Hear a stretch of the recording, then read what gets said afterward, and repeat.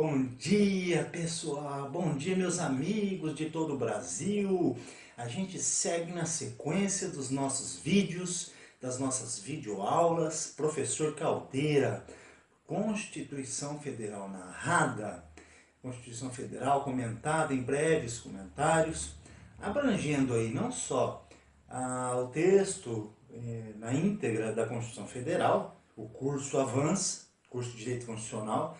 Lembrando sempre que vocês terão também, a cada momento, o direito administrativo também, ainda que sucintamente, em breves comentários, mas abrange também para vários concursos públicos.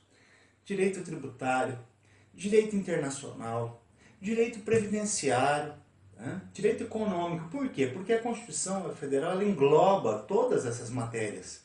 E aí os senhores estarão também ouvindo aonde quer que estejam, e também poderão aproveitar ao máximo o tempo de vocês, tá? Fiquem conosco. Vamos lá, na sequência das nossas aulas, aula número 13, inciso 43 do artigo 5º da Constituição Federal. Estamos avançando, galera, vamos lá. Galera do YouTube, comigo. Ok. A lei estou lendo o dispositivo, inciso 43. A lei considerará crimes inafiançáveis e insuscetíveis de graça ou anistia a prática, leiam comigo, de tortura, o tráfico ilícito de entorpecentes e drogas afins, o terrorismo e os definidos como crimes hediondos, por eles respondendo os mandantes, os executores e os que, podendo evitá-los, se omitirem.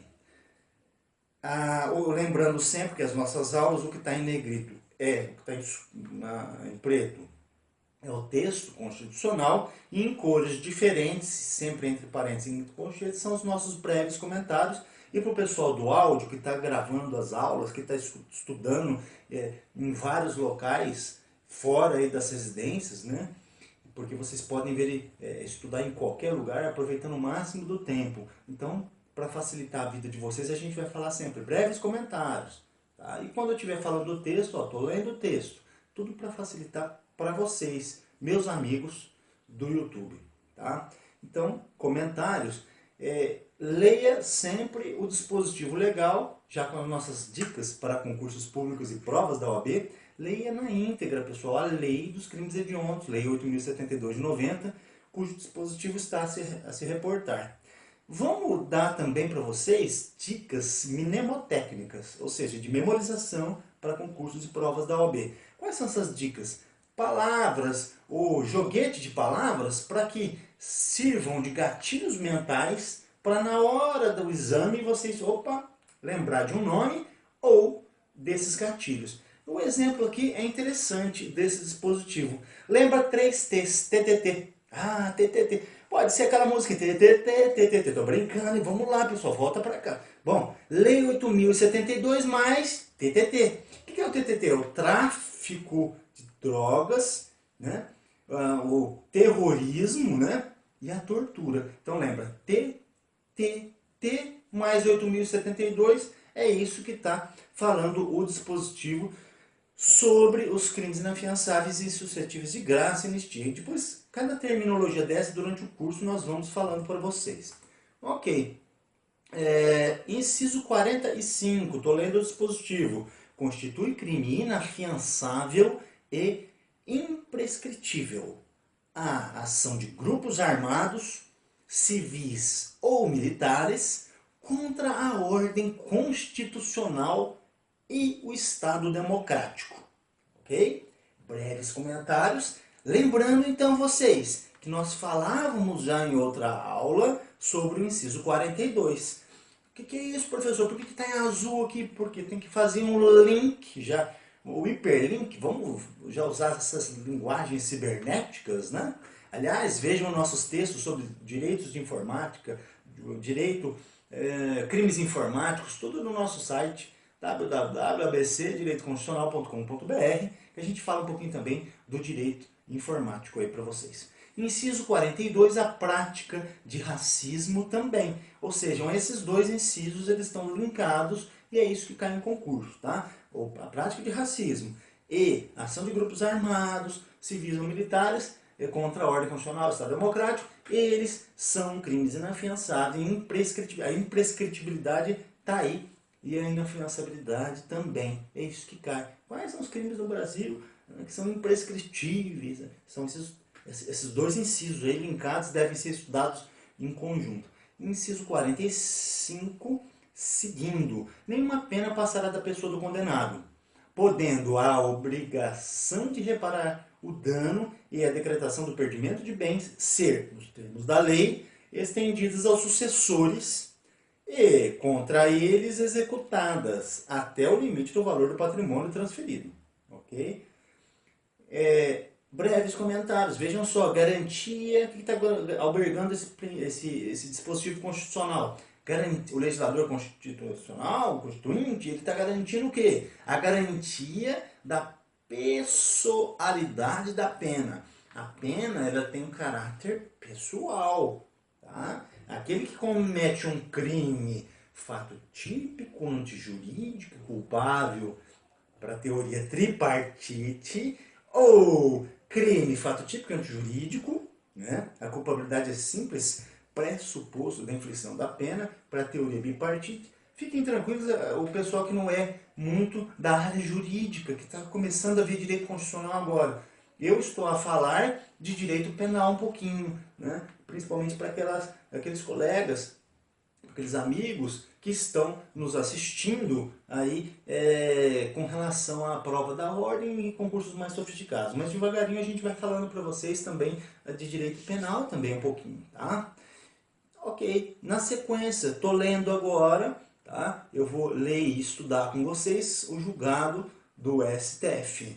De que vale declarar à Constituição que a casa é asilo inviolável do indivíduo, artigo 5º 11, se moradias são invadidas? Opa, aqui, eu estou vendo isso na televisão nos dias de hoje, invasão, né? Muita gente alegando até o abuso de autoridade por parte de alguns agentes públicos, né? De que adianta, diz o Supremo, se moradias são invadidas por policiais munidos de mandados que consubstanciem verdadeiras cartas brancas, pessoal. Mandados com poderes de tudo devassar, só porque o habitante é um suspeito de um crime? Pergunta. Esses mandados ordinariamente autorizam a apreensão de computadores, nos quais fica indelevelmente gravado tudo quanto respeita à intimidade das pessoas e possa vir a ser, quando esse oportuno for, no futuro, usado contra quem se pretenda atingir. De que adianta a Constituição? Então, dizer que é inviolável o sigilo de correspondência, artigo 5º 12, já estudamos comigo, vocês já estudaram comigo, se ela, a Constituição mesmo eliminada ou deletada, é neles encontrada. E a apreensão de toda sorte de coisas, o que eventualmente privará a família do acusado da posse de bens que poderiam ser convertidos em recursos financeiros com os quais seriam eventualmente enfrentados os tempos amargos que seguem sua prisão. A garantia constitucional da pessoalidade da pena, que é o que nós estamos vendo, artigo 5º 45, para nada vale contra a esses excessos, quando esses excessos se tornam rotineiros, diz aí o relator ministro Eros Grau, decisão de 2008. De fato, a gente tem visto às vezes, né, muita insurgência, muita atividade de autoridades públicas em desrespeito flagrante, né, à questão da intimidade. Lembrando para vocês que a maioria da doutrina, quer dizer, quase unanimidade, professa, e de fato é assim mesmo, que não existem direitos constitucionais absolutos. Tudo deve ser colocado à prova de fogo, na balança, no fiel da balança, e verificar para qual lado está pendendo, buscando sempre a tutela judicial, obviamente, mas aquelas decisões, enfim, que sejam justas, né? Mesmo quando se fala em direitos individuais, existem essas categorias, né? A gente coloca na balança e verifica, porque ambos são direitos importantíssimos Por exemplo, direito à liberdade, direito à intimidade, ok, mas e quando ele é colocado em contraposição a um outro direito também fundamental, por exemplo, a vida, né? Direito à honra e direito à vida, qual que eu vou... Obviamente, pessoal, ambos estão albergados no artigo 5º, mas como a gente sopesar? Quando nós não conseguimos, o Judiciário e o guardião da Constituição Federal, o Supremo Tribunal Federal, está a nos indicar essas balizas. Ok? Vamos seguindo. Inciso 46 já, pessoal. Estamos caminhando na Constituição Federal de uma forma informal para vocês escutarem. E aqueles que tiveram vídeo verem também o professor que está aqui a vos falar. A lei regulamentará, estou lendo o dispositivo, inciso 46, a lei regulará a individualização da pena. Opa, importantíssimo. E adotará, entre outras, as seguintes. A linha A, B, C, privação ou restrição da liberdade. A linha A. B, perda de bens. C, multa. Ok. Depois continua, né? Prestação social alternativa. D. E a linha E, suspensão ou interdição de direitos. Tá? Aqui a gente arrola também para vocês, no vídeo, né? Alguns julgados mais, né? Eu vou ler o julgado. O inadimplemento deliberado da pena de multa, cumulativamente aplicada ao sentenciado, impede a progressão do regime prisional. Tal regra somente é excepcionada pela comprovação da absoluta impossibilidade econômica do apenado. Tá? O relator ministro Roberto Barroso, decisão de junho de 2015. Todas essas decisões para vocês recentes, para ficarem antenados em concursos. A linha D, prestação social alternativa, já ali, né? E a linha E, suspensão e interdição de direitos. Ok. Vamos aqui, eu arrolo um outro julgado, tá? E é uma súmula agora vinculante 26, importante para concursos. Para efeito de progressão de regime no cumprimento da pena por crime hediondo, que a gente acabou de ver, ou equiparado, o juízo da execução observará a inconstitucionalidade do artigo 2º da Lei dos Crimes Hediondos, que é a Lei 8.072 de 90, sem prejuízo de avaliar se o condenado preenche ou não os requisitos objetivos e subjetivos do benefício, podendo determinar para tal fim, de modo sempre fundamentado, lembra, pessoal, as decisões judiciais devem ser sempre fundamentadas, a realização de exame criminológico, súmula vinculante 26 do Supremo Tribunal Federal.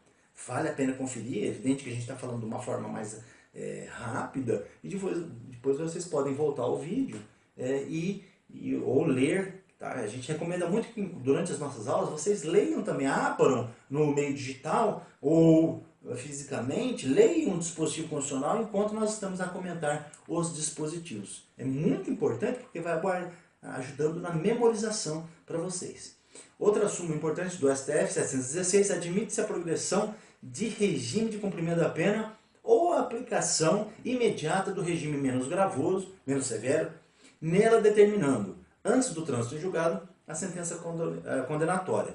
Verifique então, depois, com calma, as súmulas do Supremo Tribunal Federal, súmula 716. Súmula 715, a pena unificada para atender ao limite de 30 anos, que é o máximo, né, que nosso ordenamento jurídico admite, determinado pelo artigo 75 do Código Penal, não é considerada para a concessão de outros benefícios, como livramento condicional ou regime mais favorável de execução. Vamos comentar rapidinho essa súmula? O que significa? Quando vocês veem réu condenado a 70 anos, peraí, mas ele só pode cumprir até 30, sim, mas para benefícios, quando houver a unificação da pena, aí não se considera, aí se considera o valor máximo mesmo, 70 anos. Então ele vai ter que cumprir grande parte desses anos para poder, evidentemente, ter o benefício. Tá? Tá, a pena unificada não é considerada para concessão de outros benefícios, como o livramento condicional ou regime mais favorável de execução. Ok.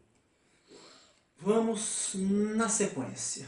Nota, o plenário do Supremo Tribunal Federal, no julgamento HC 97.256, declarou incidentalmente a inconstitucionalidade da proibição da substituição da pena privativa de liberdade pela restritiva de direito prevista no 33, parágrafo 4º e artigo 44 da nova Lei de Drogas, Lei 11.343 de 2006. Ok.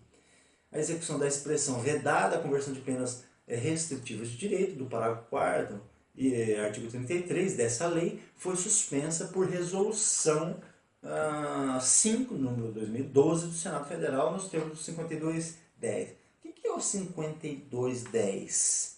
Lembra do dispositivo lá no texto? A gente vai falar um pouquinho mais para frente sobre o artigo 5210, que é a questão daquelas resoluções que o Senado tem a discricionariedade, né, de fazer, segundo a maioria da doutrina, de fazer ou não, né, declarar a suspensão da execução de alguma norma declarada inconstitucional pelo Supremo Tribunal Federal, no chamado controle difuso de constitucionalidade, né, que é aquele que faz coisa julgada inter partes. Então, por que existe a intervenção do Senado Federal? Para que realmente dê efeito erga omnes, significa contra todos, para todos, dessa decisão do Supremo que havia sido dada, conferida inter partes.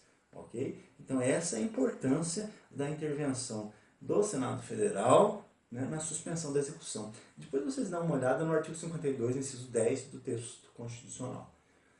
Inciso, seguindo, pessoal, estou lendo, inciso 47, já, né? Não haverá penas, vou ler primeiro o dispositivo, a gente entra em breves comentários. Não haverá penas de morte, salvo em caso de guerra declarada. Cai muito em concurso essa linha A desse dispositivo, nos termos do artigo 84, inciso 19. B, de caráter perpétuo. C, de trabalhos forçados. D, de banimento. E cruéis, penas cruéis. Então não se admite, estou fazendo os breves comentários, não se admite no Brasil, né, essas chamadas penas de morte, trabalhos forçados, etc.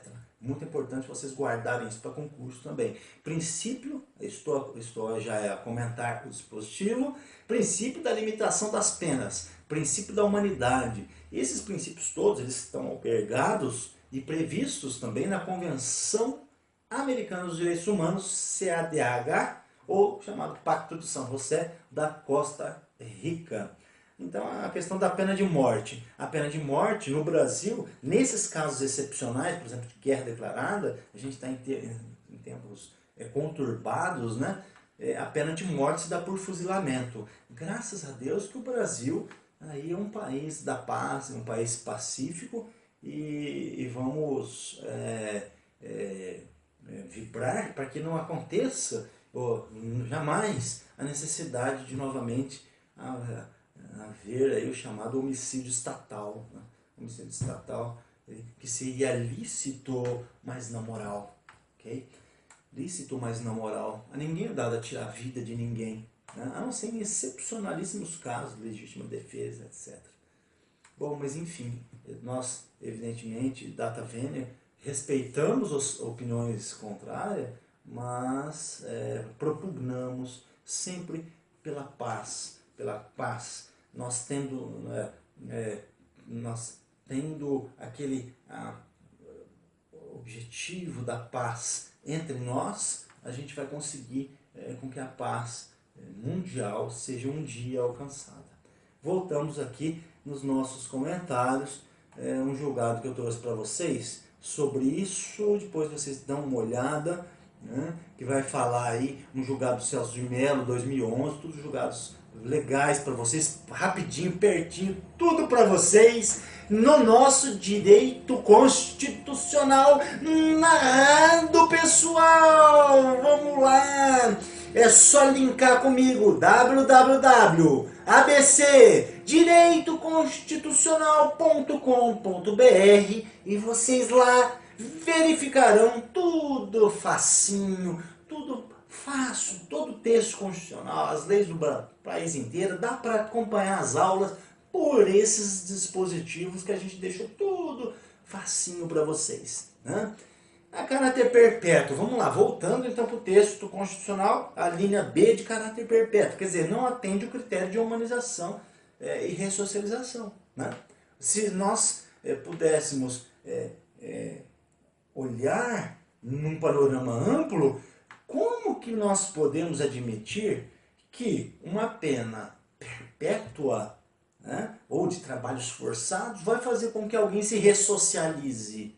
Né? Ele vai ficar exatamente o contrário, o cara vai ficar doido, revoltado, vai querer matar todo mundo lá. Não é por aí o caminho, né, pessoal? Não é por aí o caminho. Excepcionados alguns países do Oriente, tudo bem, mas não é por isso que o legislador constituinte de 88 fala, não vamos admitir caráter perpétuo, trabalhos forçados. Tá? Na LEP, a linha C, trabalhos forçados, vamos falar um pouquinho sobre os trabalhos forçados. Na LEP, Lei de Execução Penal, o trabalho é um direito e dever, né, do executado preso. O preso que não quer trabalhar perde alguns benefícios e pode até sofrer sanções. Então, é um dever, é um direito também, o trabalho. O trabalho enobrece o homem e esse sim, o trabalho ele vai ressocializar. Não a pena de morte, ou evidentemente, né? Ou a pena de trabalhos de caráter perpétuo ou trabalhos forçados. Tá? Ok. Uma exceção que pode cair em concurso. Nos crimes, no concurso público, nos crimes políticos, quando a gente vê aí crime, condenado a crime político, aí não há necessidade de trabalhar, inciso 39, inciso 5 da execução dos trabalhos, das tarefas e ordens. Artigo 41 são os direitos do preso, né, da LEP, e artigo 200, o preso por motivo político não é obrigado ao trabalho, está explicitado nesse dispositivo dessa lei especial, que é a Lei de Execução Penal, LEP. A linha de banimento, o que é o banimento? A negação do direito à nacionalidade, que contraria a Declaração dos Direitos Humanos. O Estatuto do Estrangeiro também prevê, né, e protege o estrangeiro, Lei 6.815 de 80, e a gente não deve confundir expulsão com banimento, a gente já vai delinear as distinções. Existe também o desterro, né? O desterro também, que no Brasil não se admite, o desterro também. O que é o desterro? É o banimento dentro do próprio território nacional. Tá? Penas cruéis também, o Brasil não admite. Novidade, julgado de 2016, fevereiro de 2016, que foi publicado, né, no Diário. Novo, presente, quadro de violação massiva e persistente de direitos fundamentais, decorrente de falhas estruturais e falência das políticas públicas e cuja modificação depende de medidas abrangentes de natureza normativa, administrativa e orçamentária, deve o sistema penitenciário nacional ser caracterizado como estado de coisas inconstitucional. Ante a situação precária das nossas penitenciárias, o interesse público direciona a liberação de verbas do Fundo Penitenciário Nacional, a DPF 347. Relator ministro Marco Aurélio, julgamento de 2016. Fresquinho para vocês. Tudo para concursos públicos conosco e provas da OAB. Inciso 48. A pena será cumprida em estabelecimentos distintos de acordo com a natureza do delito, a idade e o sexo do apenado. Né? E aí a gente já junta, estou lendo o dispositivo, agora breves comentários. Incumbe, estou lendo um julgado também de 2013, tudo fresquinho. Incumbe ao Estado aparelhar-se visando a observação irrestrita das decisões judiciais. Se não houver sistema capaz de implicar o cumprimento da pena em regime semiaberto, dá-se a transformação em aberto e inexistente a casa do albergado, a prisão domiciliar. Então, se não houver na nossa sistemática, isso já tem acontecido, existe a previsão legal, né, de que dependendo do regime a cumprir o condenado, ele tenha direito ao semiaberto ou a casa de albergado. Mas e se não houver a casa de albergado? Diga-se de passagem que normalmente não temos, em função da péssima estrutura penitenciária brasileira, né?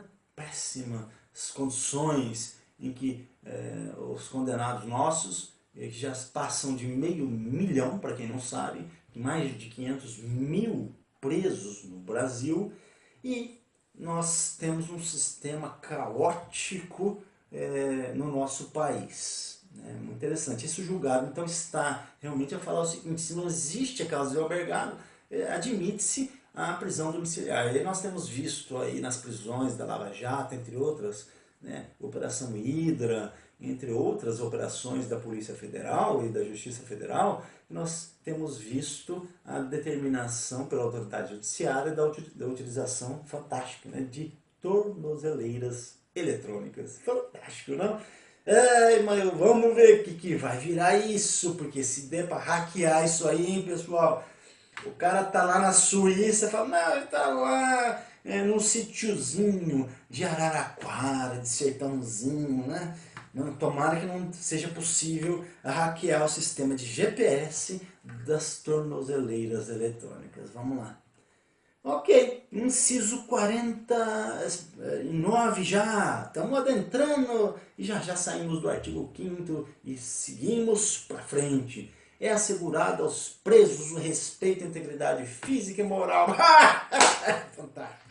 Vamos lá, vamos seguindo, só rindo nesse país. Bom, e se houver morte do detento, o que acontece? Será que o Estado ele pode ser responsabilizado?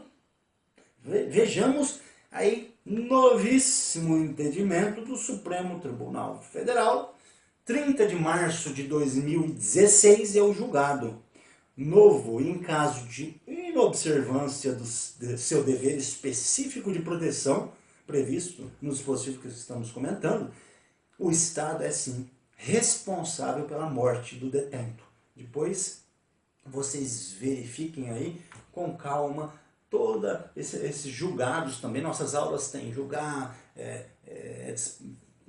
informativos, julgados, súmulas do Supremo, dicas para concursos. Fiquem antenados, fiquem conosco, atualização legislativa, tudo que nós estamos aí a compartilhar com você, meu amigo internauta. Isso aí. E os nossos ex-alunos de Ribeirão Preto, de Poços de Caldas, de Minas Gerais, nas cidades as quais, Sertãozinho, que nós já lecionamos. Um abraço a todos vocês, pessoal do Espírito Santo também, São Paulo, Minas Gerais, de todo o Brasil. Um grande abraço, professor Caldeira. Tá? Uma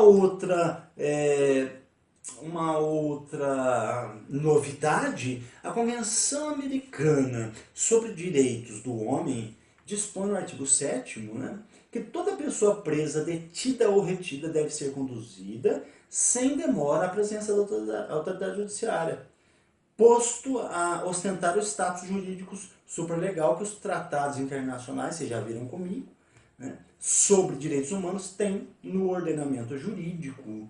Né? Lembra daquela emenda constitucional que alterou o parágrafo, né, do artigo 5º da Constituição Federal e elevou o status, né, desses pactos internacionais sobre direitos humanos ao mesmo patamar das emendas, da força normativa das emendas constitucionais. Né? Legitima a denominada, então, audiência de custódia, cuja denominação sugere-se audiência de apresentação. Né? O preso ele deve ser apresentado à autoridade judiciária.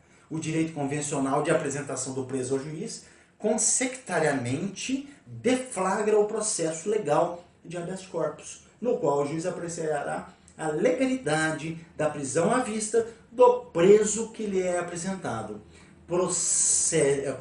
Procedimento esse instituído pelo CPP, Código de Processo Penal, nos seus artigos 647 seguintes. O habeas corpus ad subsidium em sua origem remota consistia na determinação do juiz de apresentação do preso para a aferição da legalidade de sua prisão, o que ainda se faz presente na legislação processual penal atual, artigo 656, depois vocês verifiquem todos os dispositivos do Código de Processo Penal, ADI 5.240, relator ministro Luiz Fux, 2016, julgado para você, fresquinho. Inciso 50, as presidiárias serão asseguradas condições, estou lendo o dispositivo, para que possam permanecer com seus filhos durante o período da amamentação. 51, estou lendo o dispositivo, vamos lá, vamos junto. Nenhum brasileiro será extraditado, salvo o naturalizado em caso de crime comum, praticado antes da naturalização, né? Ok? O que nós temos a falar para vocês nesse dispositivo aqui? Breves comentários. Não dá para dizer se é norma plena, contida ou limitada. Esse inciso consagra 3 tipos de norma. Vejamos. Nenhum brasileiro, leia-se, nato, será extraditado. Nato. Comentários. Vermelhos estão meus comentários. Será extraditado. Até aqui a norma de eficácia plena. Ok? Ela atinge total eficácia.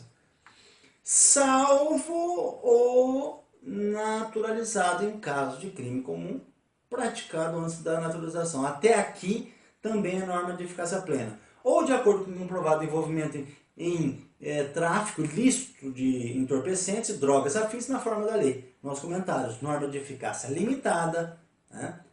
A partir daquele trechinho em negrito, ou norma de eficácia limitada porque precisa de lei. Lembra das 3 categorias de normas? Eficácia plena, contida e limitada. A contida ela restringe, é possível que ela seja restringido o alcance. A limitada já é dependente de uma regulamentação, por isso que ela é limitada, né? Já caiu, por exemplo, em prova do MPF, Procurador da República. Olha que interessante o nível de pergunta. Então a gente vai continuar, pessoal, falando então das distinções extradição, deportação e expulsão, já finalizando nossa aula. Extradição a pedido estatal, né, é retirada forçada do indivíduo do território, normalmente por crimes, né? Todas essas hipóteses, elas estão na Lei 6.815 de 80, que é o Estatuto do Estrangeiro. Deportação significa a situação irregular. O deportado, regularizando uma vez a situação, ele pode retornar ao país. E a expulsão é a prática de crimes. O expulso está no país regular, mas comete um crime que dá ensejo à expulsão. Tá? O problema então aqui, como diz a doutrina, é de conduta desse cidadão. Depois de expulso, ele não volta. Como se chama a expulsão, já caiu o concurso, do nacional que é proibida pela Constituição Federal? É o banimento. Tá? Jânio Quadros, a título de curiosidade, ele foi desterrado na cidade de Corumbá, no Hotel Santa Mônica. Tá? Então, o banimento, tirar o próprio cidadão do Estado e mandar embora do próprio Estado.